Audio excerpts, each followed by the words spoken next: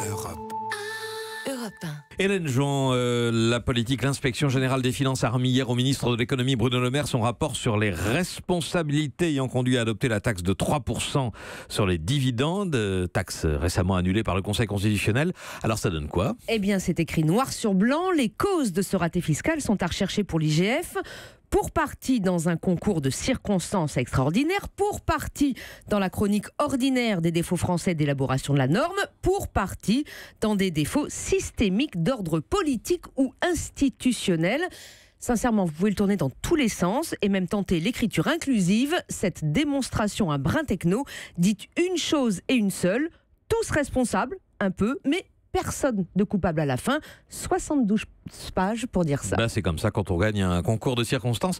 Pourtant, trouver un coupable à se rater, c'était bien le but, non ? Oui, en tout cas, c'est clairement dans cet esprit que Bruno Le Maire avait lancé l'affaire. Après avoir essuyé les colibés de l'opposition sur le thème Macron, président des riches, pendant la discussion budgétaire, et sonné par l'uppercut du Conseil constitutionnel annulant cette taxe de 3%, qui l'a obligé à trouver tout de go 10 milliards supplémentaires, eh bien le ministre avait tonitrué scandale d'État, amateurisme de nos prédécesseurs, et donc réclamé une enquête. Tonitrué un petit peu vite en réalité, parce que son changement de camp du 8 mai 2017 lui avait sans doute fait oublier son wouzou de l'époque.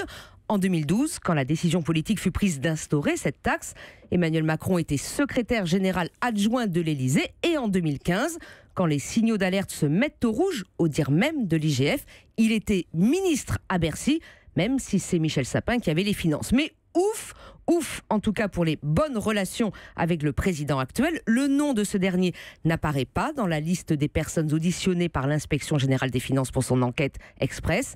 Emmanuel Macron, pas plus que les autres, n'y est donc pour quoi que ce soit dans ce loupé final. Tout ça pour ça, donc. Oui, coup d'épée dans l'eau, persifle-t-on dans l'entourage de François Hollande, soulagé de n'être point visé, en tout cas condamné. Alors ce n'est pas le premier couac de l'histoire des taxes, taxe carbone, taxe poids lourd, censé rapporter gros, mais dont le fiasco a en réalité coûté cher. Il n'y a que l'État et ceux qu'on nomme ses serviteurs dans la politique ou la haute administration pour se rendre coupable d'une telle légèreté en toute impunité. Imaginez seulement que vous ou moi fassions un tel pari avec notre propre budget. Effectivement, Hélène Jouan. Vincent ? 10 milliards envolés. Hein. Oui. Pour moins que ça, en Arabie Saoudite, on se retrouve en train de dormir dans un palace avec à rendre des comptes et avec le risque d'y perdre la tête. Hein. On aime bien n'en est pas là. On aime bien vos pas là. comparaisons internationales. Vincent Arouet, effectivement, ça nous ramène à nos simples réalités. Merci à vous.